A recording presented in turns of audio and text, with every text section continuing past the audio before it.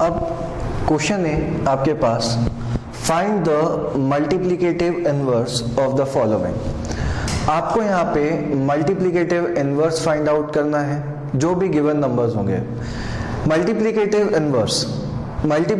Inverse का मतलब क्या होता है? जैसे आपके पास कोई भी नंबर गिवन है 1/2, तो उसका मल्टीप्लिकेटिव इनवर्स क्या होगा? 2/1। क्लियर है? यानी कि उसका रेसिप्रोकल, वो उसका क्या कहलाता है? मल्टीप्लिकेटिव इनवर्स कहलाता है। तो देखते हैं सबसे पहला क्वेश्चन। आपको गिवन है -13, तो आपके पास क्वेश्चन क्या गिवन है? -13। अब बताइए, अगर ये -13 है तो इस -13 को मैं क्या लिख सकता हूं? -13/1 भी लिख सकता हूं, कोई फर्क नहीं पड़ेगा। तो इसका मल्टीप्लिकेटिव इनवर्स, तो मल्टीप्लिकेटिव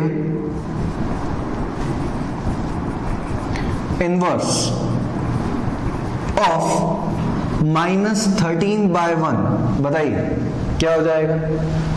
इज 1/-13। तो मल्टीप्लिकेटिव इनवर्स ऑफ -13/1 बताइए क्या हो जाएगा? 1/-13। या फिर आप इसको ऐसे भी लिख सकते हैं -1/13, कोई फर्क नहीं पड़ेगा, आंसर ऑलवेज रिमेन्स सेम। ठीक है, दोनों को सॉल्व करेंगे, आंसर क्या आने वाला है? 1 ही आने वाला है।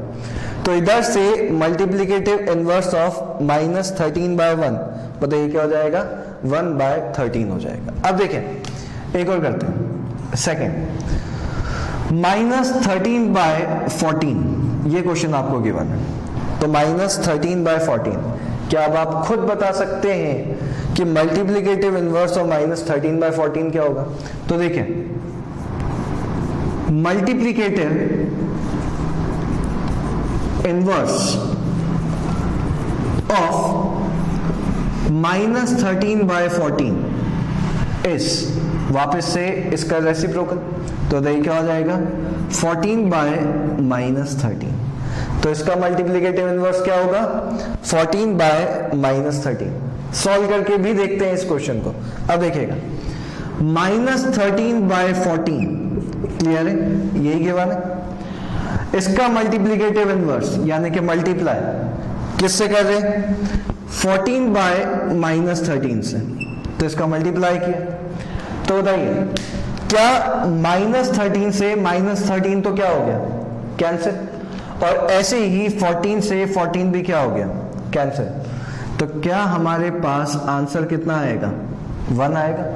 तो जब भी हम किसी भी नंबर का मल्टीप्लिकेटिव इनवर्स लेते हैं और आपस में एक दूसरे को मल्टीप्लाई करते हैं, तो आंसर हमेशा क्या आता है? 1 आता है। इतना क्लियर? चलिए एक और पार्ट करके देखते हैं। इतना सबको बनेगा यहां से? एक और पार्ट, थर्ड। अब बताइए, 1/5 का मल्टीप्लिकेटिव इनवर्स क्या होना चाहिए? तो क्या हम लिख सकते हैं मल्टीप्लिकेटिव इनवर्स ऑफ 1/5 क्या होगा? इज 5/1, यही आएगा। तो इसका मल्टीप्लिकेटिव इनवर्स, इसका क्या हो गया? रेसिप्रोकल। सॉल्व करके देख लेते हैं। तो 1/5 इंटू 5/1, क्लियर? 5 से 5 वापस कैंसिल। बताइए आंसर कितना आएगा? 1 आएगा कि नहीं आएगा? तो हर मल्टीप्लिकेटिव इनवर्स में आंसर हमेशा क्या आता है? 1 आता है। इतना क्लियर? अब देखिए, इसका नेक्स्ट पार्ट करते हैं। क्लियर? तो फोर्थ नेक्स्ट पार्ट आपके पास है -5/8 इंटू -3/7।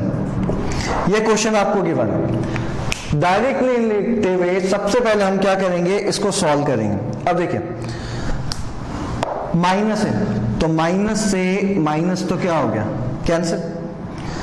5 इंटू 3 कितना होता है? 15। और ऐसे ही 8 इंटू 7 बताइए कितना हो जाएगा? 56। तो ये कितना आया? 15/56। सॉल्व करने पे कितना आया? 15/56। अब इसका मल्टीप्लिकेटिव इनवर्स, तो मल्टीप्लिकेटिव इनवर्स ऑफ 15 बाय 56, अब आप खुद बता सकते हैं क्या होगा, तो इस 56 बाय 15 यानी कि उसका रेसिप्रोकल, और दोनों को मल्टीप्लाई करेंगे तो बताइए फिर से आंसर कितना आएगा, दैट इज 1। तो यहां से आप सबको क्लियर होना चाहिए कि मल्टीप्लिकेटिव इनवर्स के क्वेश्चन कैसे सॉल्व करते हैं। सिंपली उसको क्या करेंगे, रेसिप्रोकल करेंगे। नोट करेंगे सब। चलिए नेक्स्ट क्वेश्चन आपको गिवन है, name the property under multiplication used in each of the following. आपको ये बताना है कि कौन सी प्रॉपर्टी यूज होगी मल्टीप्लिकेशन के अंदर। अब देखिए पहले मैं आपको एक बार वापस से रिकॉल करवा दूं प्रॉपर्टीज। हम लोगों ने डिस्कस की थी सबसे पहली property closure property. Closure property में हम लोगों ने ये डिस्कस किया था कि जब भी हम दो रैशनल नंबर्स का मल्टीप्लिकेशन करते हैं तो आंसर हमेशा क्या आता है, एक रैशनल नंबर आता है। फिर हम लोगों ने डिस्कस किया कम्यूटेटिव प्रॉपर्टी। कम्यूटेटिव प्रॉपर्टी में हम लोगों ने ये डिस्कस किया था अगर हम रैशनल नंबर्स के ऑर्डर को आगे पीछे भी कर दें यानी कि इंटरचेंज कर दें, the answer always remains same. फिर हम लोगों ने डिस्कस किया एसोसिएटिव प्रॉपर्टी। उसमें हम लोगों ने ये डिस्कस किया था कि अगर हमारे पास तीन रैशनल नंबर्स हैं तो पहले हम किन्हीं भी दो रैशनल नंबर्स को आपस में एक दूसरे से क्या करेंगे, मल्टीप्लाई। जो आंसर आएगा उसका मल्टीप्लिकेशन तीसरे रैशनल नंबर से। फिर हम लोगों ने डिस्कस की थी मल्टीप्लिकेटिव इनवर्स, क्लियर है, यानी कि उसका उल्टा। और ऐसे ही फिर हम लोगों ने डिस्कस किया था मल्टीप्लिकेटिव आइडेंटिटी कि किसी भी रैशनल नंबर को अगर 1 से मल्टीप्लाई करेंगे तो वापस से वही आंसर आता है। इतना क्लियर। अब देखते हैं यहाँ पे हमारा सबसे पहला question, -4/5 into 1 is equals to 1 into 4/5 किसके बराबर, -4/5 के। इतना क्लियर है। अब बताइए -4/5 इंटू 1 और फिर आप देख रहे हैं कि हमने इसका ऑर्डर क्या कर दिया, चेंज कर दिया। तो क्या यहां पे जो इधर से प्रॉपर्टी लग रही है क्या वो ये लग रही है, A/B इंटू C/D किसके बराबर, C/D इंटू A/B के बराबर। यही आएगी प्रॉपर्टी। अब बताइए इस प्रॉपर्टी को हम किस नाम से जानते हैं, दैट इज कम्यूटेटिव प्रॉपर्टी। तो इधर से हमारे पास जो इस क्वेश्चन में प्रॉपर्टी लग रही है उस प्रॉपर्टी का नाम क्या है, कम्यूटेटिव प्रॉपर्टी। सबसे बनेगा ये। तो पहली प्रॉपर्टी कौन सी हो गई, कम्यूटेटिव प्रॉपर्टी। अब आते हैं सेकंड वाले क्वेश्चन पर, क्लियर। अब बताइए -13/17 इंटू 2/-7 इधर इज इक्वल्स टू -2/7 इंटू -13/17। तो फिर से जो प्रॉपर्टी लग रही है बताइए कौन सी है, A/B into C/D is equals to C/D into A/B, यानी कि ऑर्डर क्या हो रहा है, इंटरचेंज।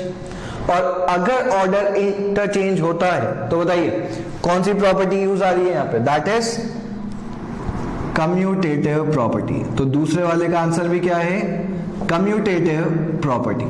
इतना क्लियर।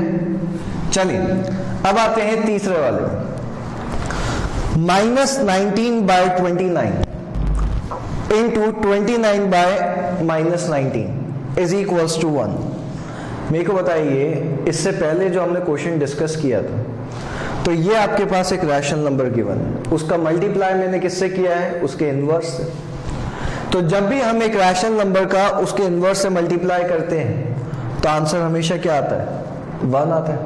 तो देखिए यहाँ पे कौन से प्रॉपर्टी यूज हो रही है, तो क्या हम कह सकते हैं कि यहाँ पे इसका उल्टा लिया गया है।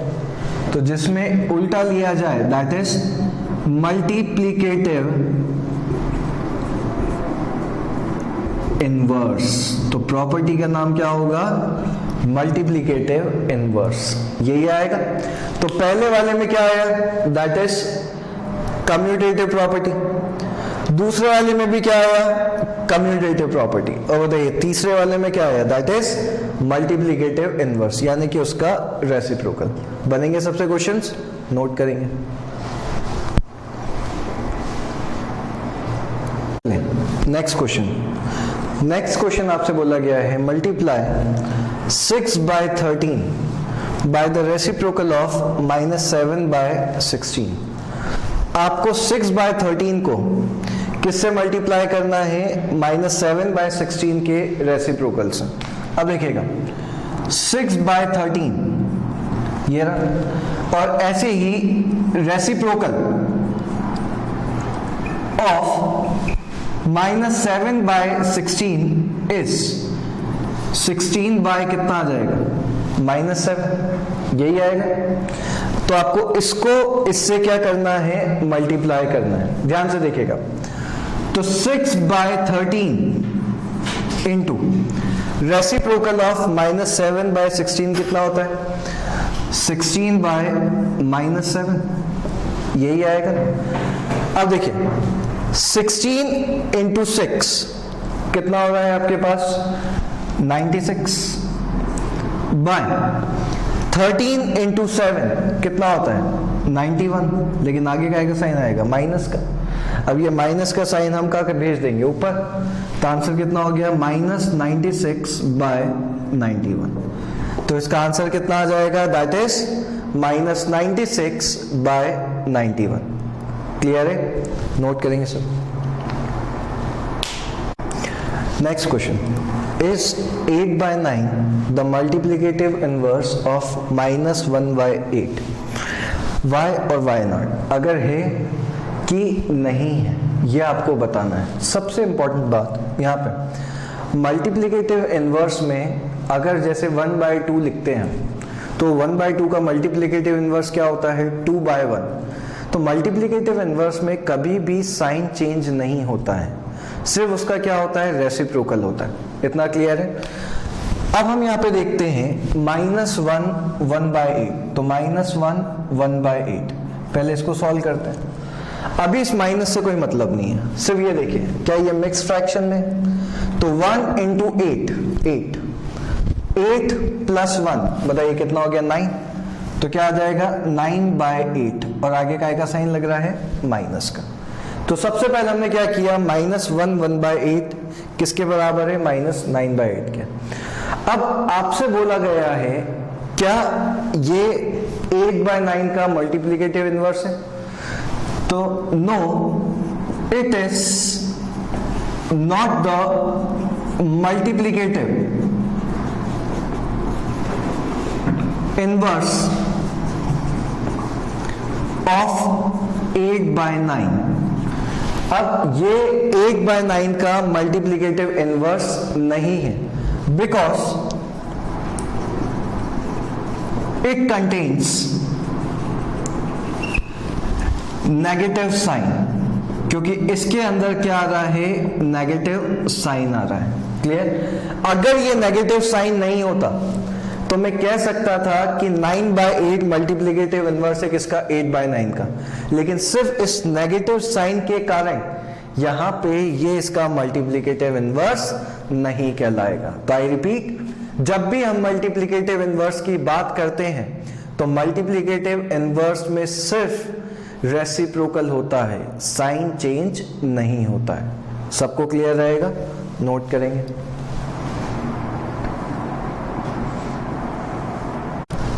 Next question is 0.3 the multiplicative inverse of 3 1/3।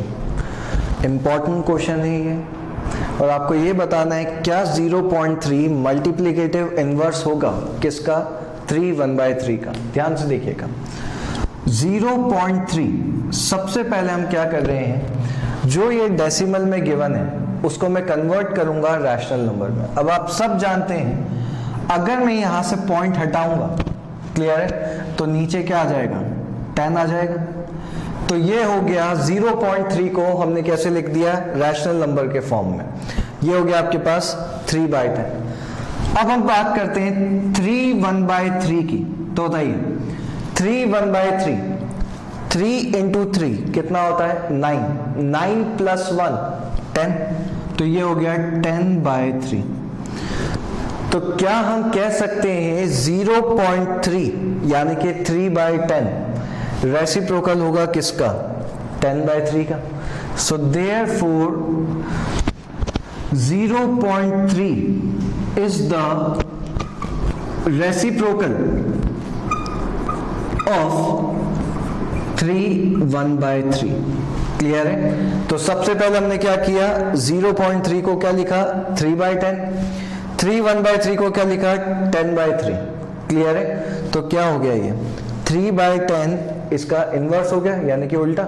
तो क्या हम कह सकते हैं 0.3 इज द रेसिप्रोकल ऑफ 3 1/3। और अगर रेसिप्रोकल है therefore 0.3 is the multiplicative inverse of 3 1/3। तो ये इसका क्या हो गया, मल्टीप्लिकेटिव इनवर्स हो गया। सबसे बनेगा ये, नोट करेंगे।